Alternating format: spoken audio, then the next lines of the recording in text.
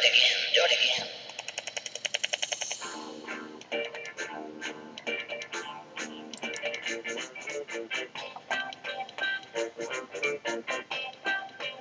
We are the other people, we are the other people, we are the other people, you're the other people too. Got the way to get to you.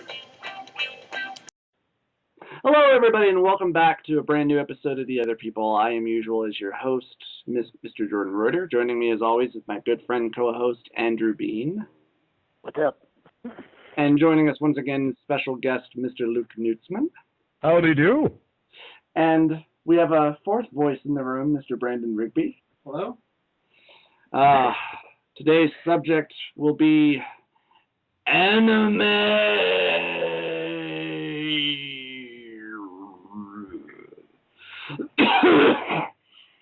I can't do that anymore. I'm too old. Did you ever do that? Yeah. Well, I thought it would be something special. I don't know. It was going to be something it wasn't. Basically, yeah. I'm emphasizing for effect. First anime I ever saw as a child. I mean, there was certainly one that I do remember. I just can't remember the name of it. In fact, my brother, he bought said anime a while ago on VHS. But really, the first anime I do remember seeing as a child was Battle Angel. And this was an anime that was done by Studio Madhouse. It was released in 1993, obviously based off of the manga, made in 1990. The only problem, though, is the fact that the anime is basically it's two separate stories that are told over 2 episodes, and it's very butchered. It's very edited. There are a lot of basically it's very abridged. And I didn't read the manga until many years later. In fact, while we were down in Kentucky, Brett, Brandon's twin brother, he basically brought over like all of his mangas, including like all of Battle Angel, and I actually sat down and just couldn't stop reading them. The manga. We were trying to play a board game or D&D or Magic. Well, not that often, but yeah, quite a bit. And the manga actually ran from 1990 until 95. And currently, James Cameron, apparently, he actually has his hands on the rights for a film adaptation of it. Oh. Apparently, he's not really working on one. I mean, he says that he would love to do one because he's a huge fan of the manga. I mean, I thought I read at one point that apparently that he had cast, or that he was going to cast, I forget the name of the actress. She was in those Fantastic Four movies. Jessica Alba? Yeah. I mean, I thought that I had read that he was going to cast her as Alita, which would not be very good because she's not a very good actress. Mm-hmm. What? Scarlett Johansson might make a decent Alita, if her Black Widow is any indication. Maybe. Yeah.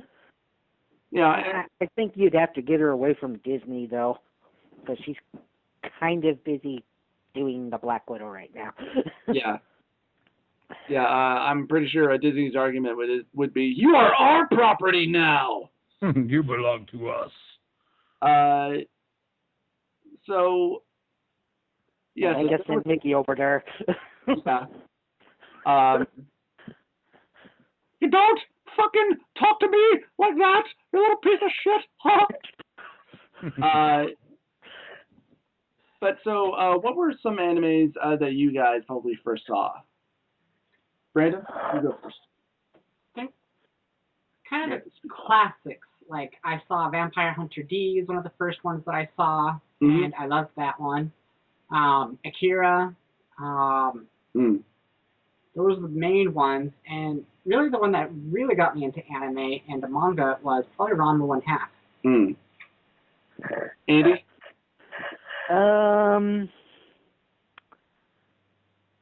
Yeah, Vampire Hunter D would definitely be one. Devil Hunter Yoko. And the first one I really saw was the Booster Armor Guyver. Yeah. Like Guyver. Luke? The first anime I ever saw was a film. I would definitely call it an anime based off the art style, but it was a film called Unico in the Island of Magic, and it came out in 1983. Mm. And it was weird as crap.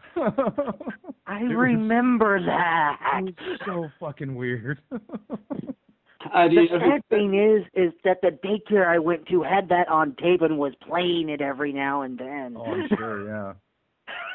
Yeah, the first time I saw it, I must have been like 4 years old, 5 years old, something like that. Yeah. Do you know who made it? I have no idea. Okay.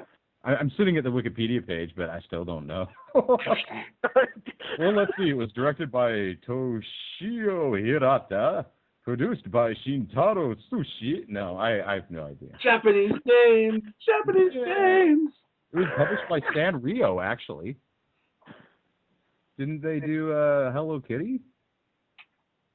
I don't know. Sanrio? I'm almost positive they did because the name of the town in Hello Kitty is Sanrio Town. Yes, they are the Hello Kitty people. Oh. Interesting. Yeah. I'm glad you forced me to look it up. Look this up for the show that you're not really a part of, and okay. Quote unquote boss. Okay. But yeah, it was just a super crazy, cutesy movie, but with like really weird, fucked up shit in the middle of it, like really dark crap that you shouldn't see as a kid. Yeah, isn't there like one point in time, didn't she like use her horn to like cut a couple monsters in half? Yeah, she has in the past. I don't think she does it in that film per se, but it is really dark and it has like creepy puppets and yeah. Mm. Oh yeah. Wow. All right, well, I'm gonna move on down. Actually, from my list. Maybe even sideways. Perhaps we shall see. But the next anime I remember seeing that Andy actually showed me was Ninja Scroll.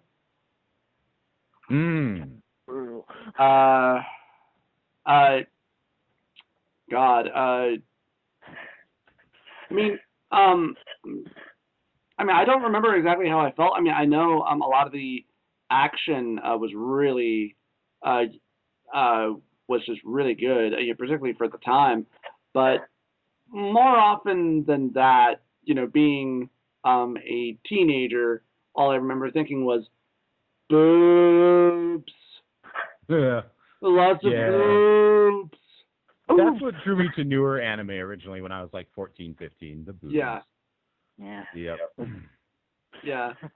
Well, there was such a huge resurgence of a lot of anime, particularly in the late 80s to early 90s. I mean, I know that. There was just an oversaturation of anime for a while.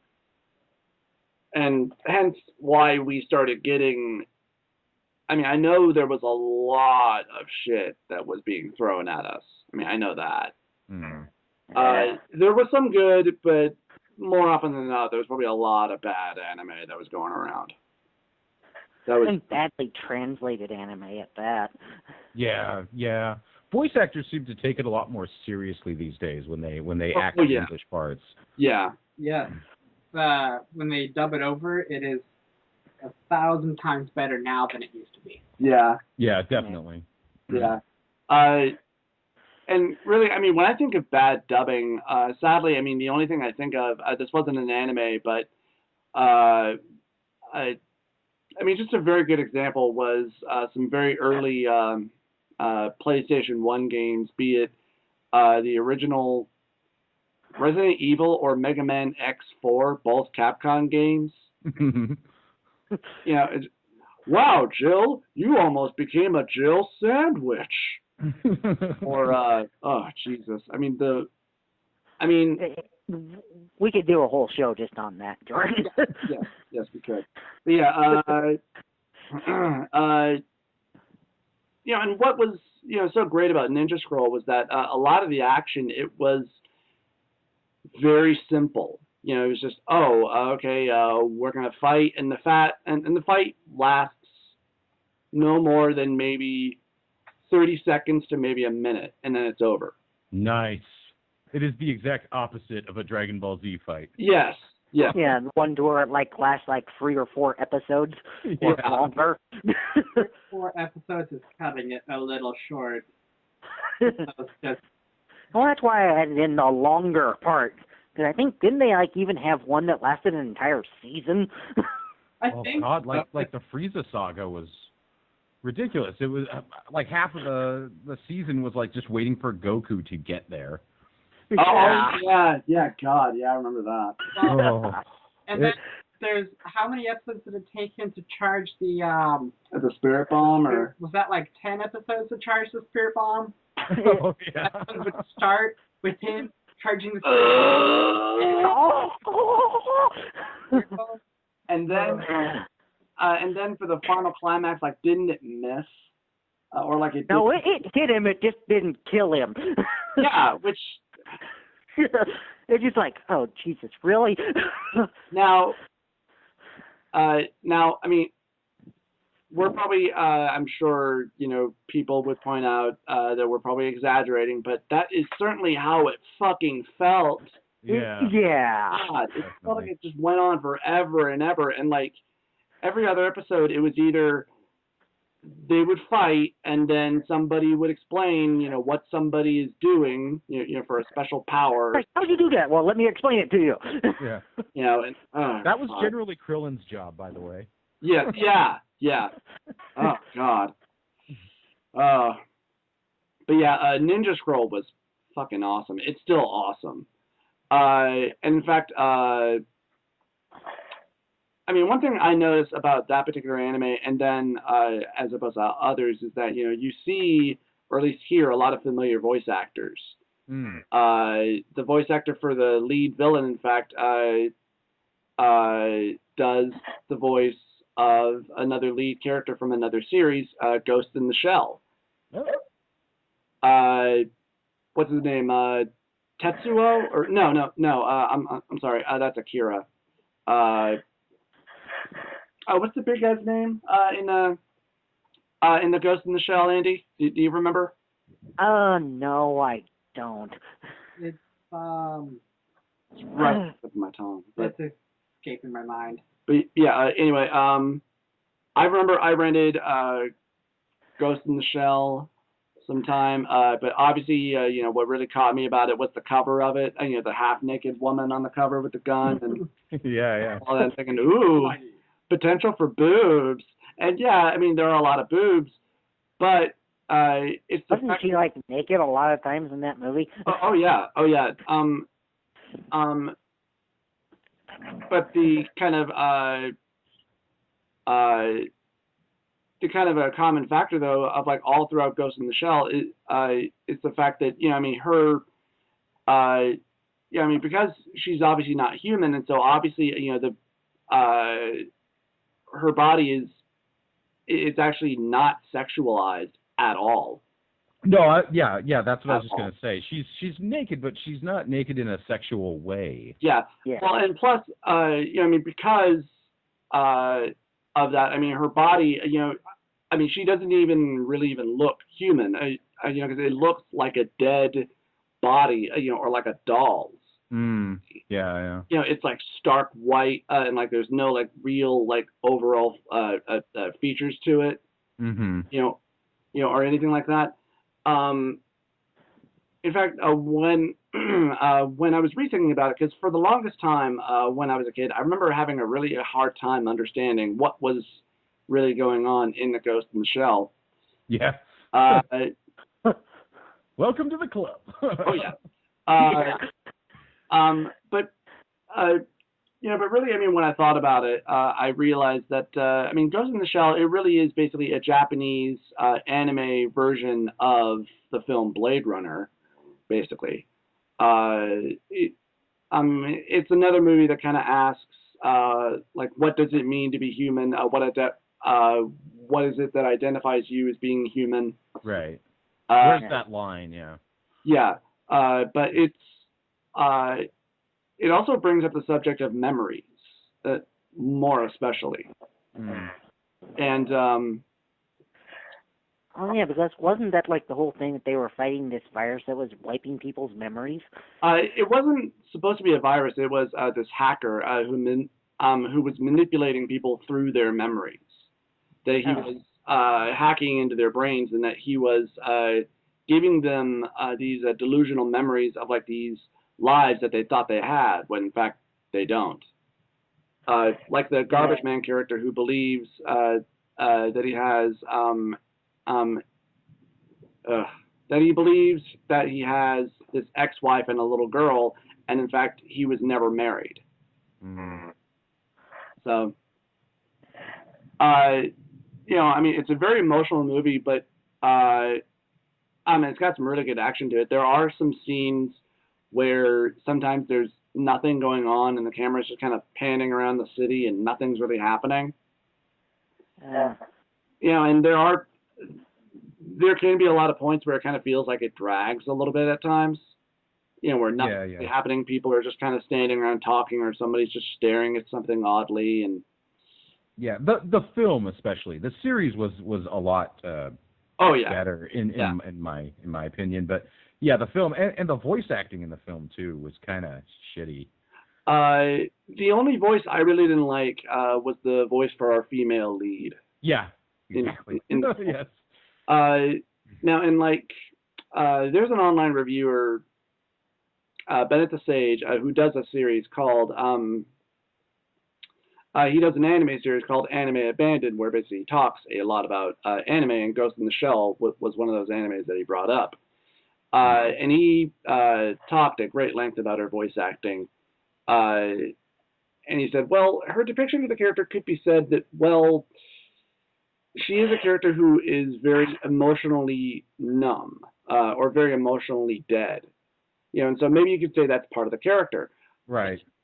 But at times, like because that's also kind of her performance, it makes her feel really dull and really kind of bad. Yeah, I think she tried too hard to come across as being dull.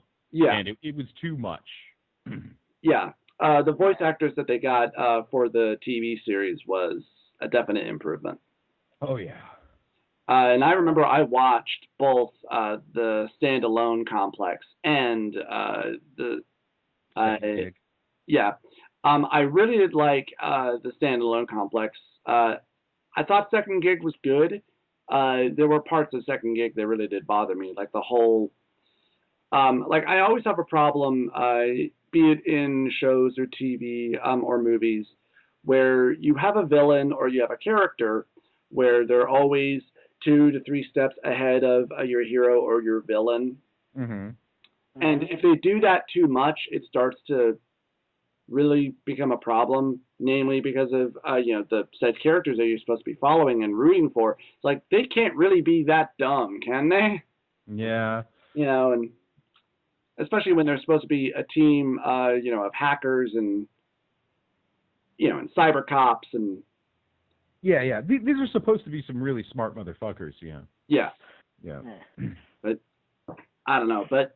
I haven't seen the series for a while, but when I did first see it, I really did enjoy it. Mm-hmm. I mean, I do still enjoy the movie, for sure. What's another one for you guys? Luke? Like, just something that I like watching? Yes. You mean? Oh, well, Ghost in the Shell is actually my favorite anime of all time.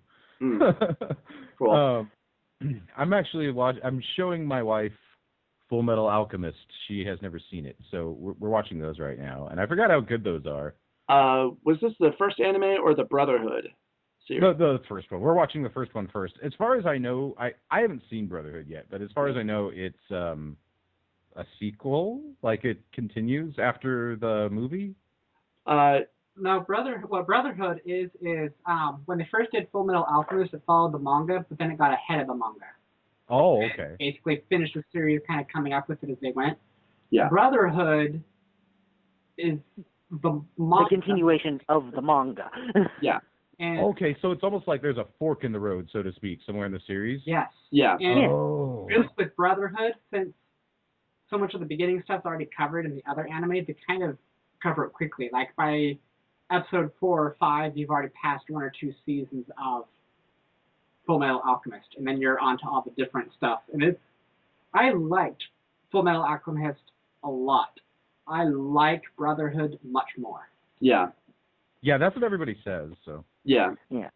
I don't know. I'm thinking I'll probably just show her the entire original series, and then we'll just do Brotherhood and try to figure out Yeah. what the hell's going on. I was actually going to say,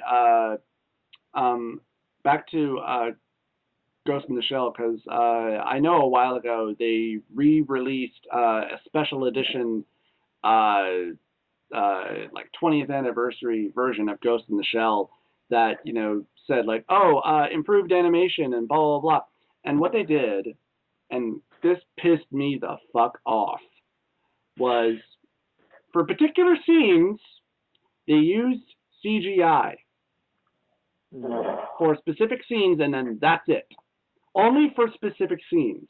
Mm. So, okay, so the beginning of the movie, right? I wish I could remember her name, but I know only what they, by her rank, you know, that they kept on calling her Major. Oh, Motoko Kusanagi. Yes, thank you. Yeah. Okay, so like it starts with her at like the top of the city, so all of that is CGI, and then you go to where the police, they infiltrate this hotel room with this hacker and this diplomat, and that's still in the original animation form. And then it cuts back to the Major when she crashes. Or when she shoots through the window and kills the diplomat, and then as it shows her, diving away and turning invisible again, that's CGI. But every single time that they go back to the other characters, it's just original animation. Yeah. Well, isn't it even just like a different resolution altogether? So the ones in the standard 480s Yeah. and we get to the widescreen. Yeah, and so it just begs the question: why the fuck did you do that? It makes no sense. It just They ran out of money. No, I don't know. And wouldn't it also be like really confusing? It's just like, wait, my eyes are starting to hurt now. Quit doing that. Yeah, it's very jarring. And plus, I mean, CGI animation. I mean, sometimes it works, and sometimes it works if they actually take the time to do it right. Yeah, and that did. But more often than not, they don't. Well, and it's not a big deal if you can blend it seamlessly either. Yeah, but they really didn't. Well, do that there. you know, that's what I mean by if they take the time to do it right. Right. Yeah, and they really didn't do that right there. God, that pissed me off. Well, I'm sorry it offended you so much. Jordan mad! Jordan smash! Ow! My back! Andy, what would you say is another series or movie that you really liked, anime-wise? I kind of like Pink Police, quite frankly. I remember Tank Police. I remember the intro song. Was it just Tank Police? Tank Police. Yeah. They didn't have much creativity with the intro song. Well, yeah. It got the point across. I mean, tanks. Yeah, well, yeah, it's police using tanks. Yes. Yes, of course. Well, why not? Another series of mine that I believe I was introduced to. Actually, I can't remember if you showed me this, Andy, or if Brandon did. Dragon Half. Dragon Half. I think Brandon showed us both. Yeah. Yes, I'm the culprit for that one. Yeah.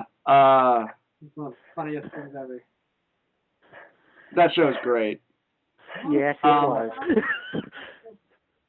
And it's kind of sad because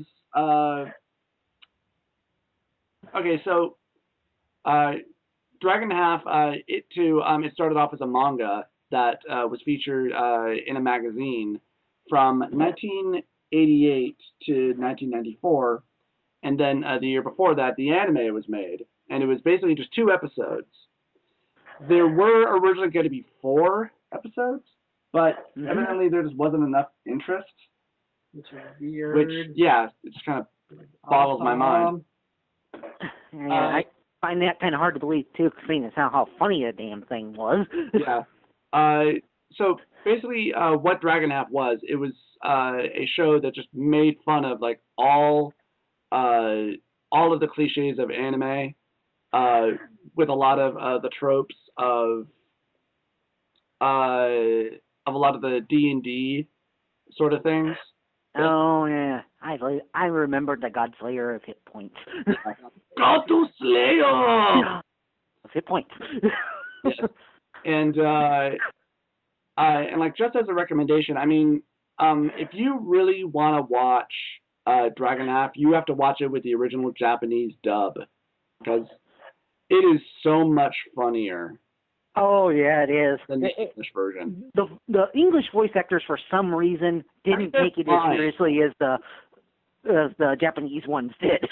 Yeah. Damaramu isho no ka. Yeah, I mean, they just make it so much funnier. I mean, just in the way that they say it and they do it. It's just and that reminds me of Those Who Hunt Elves. That's another one that if you want to watch it with the English dubbed. Yeah. That one, they did much better dubbing it. Like, subtitled, it was almost boring, but dubbed it was hysterical. Yeah, that can be a problem sometimes, too. The voice actors had a lot more fun with it in English. Yeah. Just like with Shinesman. That one's funnier dubbed than subtitled. I've never seen that one. Oh, yeah, I remember Shinesman. Shinesman was... I had forgotten about Shinesman. They're touching my car with their dirty fingernails.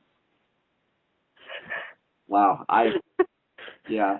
I can't believe I never showed that to you. It was dang funny. Actually, we probably gave it to you when I gave it our VHS tapes away, and you probably just sold it before watching it. I would think that I would have watched it first. No, you're a terrible person. Oh, yeah. You just sold it. Yeah, clearly. I'm a terrible person. I sold it on down the river. For selling Shinesman? Yes. Sell you on down the river with my van down by the river. Anyway. So I, first of all, Jordan, you don't have a van. Well, you don't know that. A good one that I saw recently was Attack on Titan. Yeah.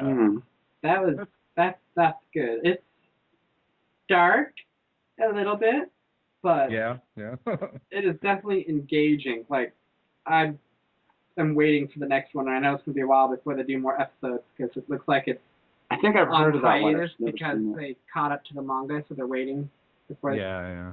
No, it's some good stuff. My wife has been losing her shit having to sit around and wait for more. It is awesome, though. I love how they aren't afraid to kill characters. Yeah, like, that character's awesome. Oh, he's dead. Yeah, this character that we just defined for the past, 6 or 7 episodes and who you've come to love, now he's dead. You son of a bitch. Wait, what? Makes me kind of think of the Game of Thrones. So. Yeah, Game of Thrones, Spartacus. Yeah. There's been a lot of it lately. The Walking Dead does the same thing. Yeah. Well, I'll moving on to next, the Guyver animes and various movies. Oh God. Well, because originally I saw the Booster Guyver series, which was just based around the manga. I don't know if the anime series was ever finished. I mean, I think it was. I just never really saw the rest of it. I saw a good chunk of it, though. I know that. Yeah, I did too. But there was also the anime movie that came out long, or at least I think long before. The movie came out in '86, the anime started in '89, and it ran to about '92. The movie was done by Studio Wave, and the anime was done by Bandai.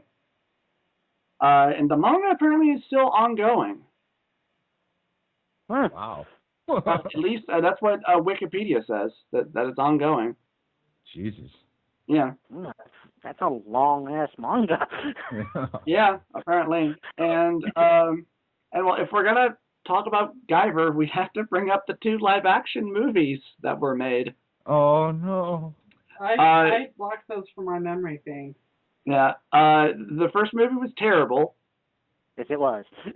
I can't remember the name of the actor who plays one of the Zoonoids. It's the actor... Are you thinking of Mark Hamill? No. Luke Skywalker? Oh, okay. No, he was the detective, remember? Yeah. No, I don't. I never saw it. It looked dumb. Oh, okay. Yeah. Unfortunately, we actually did. The actor from the TV series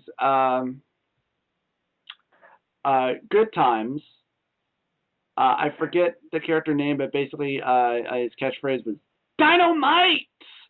Oh yeah, you're talking about the token black Zoonoid. Oh yeah, heavily token black. I mean, basically his Zoonoid, Luke, looked a lot like Jar Jar Binks. Oh. And he rapped. Oh. Yeah, it was terrible. It was not awful. Gonna get you, boys! Like, oh, Jesus Christ. I was kind of glad when he got killed. Oh, yeah. I don't remember how he got killed, but hopefully it was brutal. Hopefully it was. I think he was the one that, like, actually swallowed the thing and then, like, had the vibroblade coming out of his stomach and got cut out, like... No, that was just one of the doctor guys. Oh, yeah. Yeah, sadly. I don't remember how he gets killed. But yeah, and then there was the sequel, which was a little bit better. Namely, I mean, a lot of the action scenes and some of the acting was a little bit better. And this was something interesting. The guy that they cast to play the lead was... Sorry, go on. What? I'm on the Wikipedia page, and I just saw who they... Yeah, I know what you're getting at. Yeah, Solid Snake. That's so cool. Yeah, I know, right? I didn't know that for the longest time until when I was up on the Amazon movie page for Guyver 2, and I was like, oh, holy shit, Solid Snake! Yeah. Writer of the first, I think he wrote the first X-Men movie script as well. He wrote the first 2 X-Men movies. He wrote Watchmen. Oh, really? I didn't know he did Watchmen. Yeah. Yeah. He wrote the screenplay for it. I know that. God, he's like every nerd's wet dream there. Yeah, no kidding. Hell yeah. That's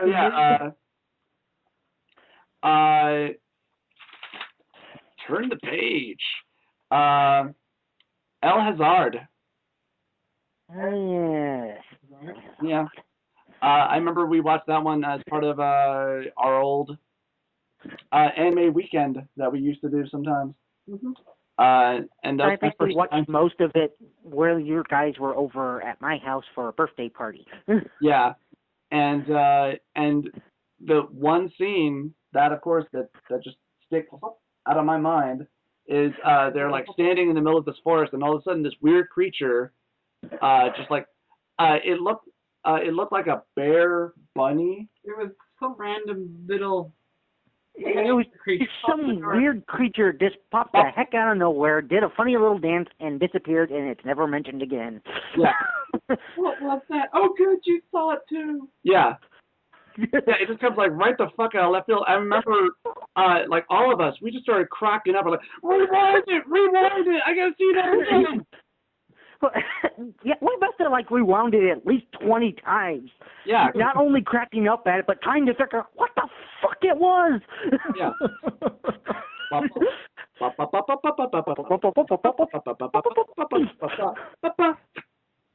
What the hell was that? Oh, thank God, you saw it! You saw it too! It's just like, wait, what? and El Hazard, that was a mix of action and comedy and maybe a little bit of drama. Yeah, a little bit. And I mean, I can't remember much of the plot. I know that it was good, and that I certainly enjoyed it.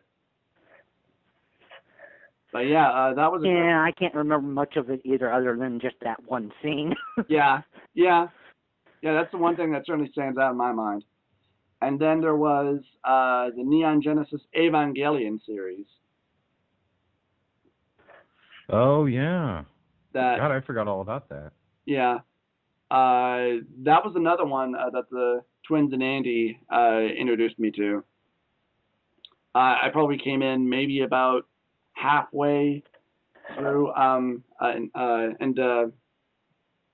then we watched all of them from the beginning to the end. I never really saw the movies though. I did see them. I mean, I rented one of them later, and like this was like when DVD was kind of first coming out. And I tried renting it from Hastings, but like the rental disc was just in such terrible condition that it just couldn't play it at all. And it's just like, well, that's great. Thanks, guys. This was money well spent. You know. But yeah,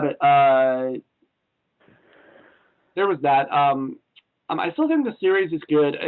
It does get more especially dark at the end. Yeah, it gets like really depressing, especially by the end of it. Yeah.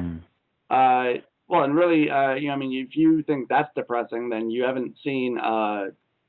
I forget which movie it is. It's either the end of Evangelion or the one before that, but I think it's the second movie. I mean, hell, it starts out with Shinji. He's in the hospital with Asuka, and she's like in this apparent coma or whatever. And he's standing over her, and like he tries to wake her up, but winds up somehow like pulling down her blanket and just seeing her naked. And so he jerks off on top of her. I'm not joking. Good. Okay. Yeah, and it's just like, what the fuck? Yeah. Like, oh, I'm dark. Like, go fuck yourself. Yeah, that was bad. Wow. Yeah. What's another one that you guys can think of that I haven't mentioned? Luke, you first. Oh, God. Hang on. I have a list. Okay. Inuyasha. I finally finished watching Inuyasha a few months ago. Like, I had never been able to sit through the entire series and finish it. And I finally did it, including Inuyasha, the final act. Cool. Go. Yeah, I mean, it's kind of tough to get through because it slows down in places. But yeah. In the end, I think it was worth it. Oh, God. Yeah, that was another series that Andy introduced me to that even at the start, I was having a little bit of trouble with it just because of the female character. Yeah, a little bit. Yeah. She kind of definitely gets on your nerves. Yeah, but luckily she does get better as the series goes on. But I kind of dropped out at some point. I forget exactly when, but I know.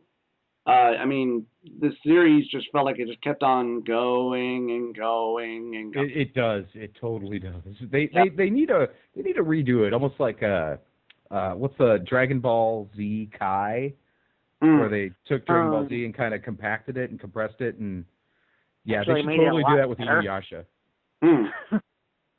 Yeah. That would be great. Yeah. Also, Orin High School Host Club. Yeah. Nobody? My wife loves that one. Let's say, where is it?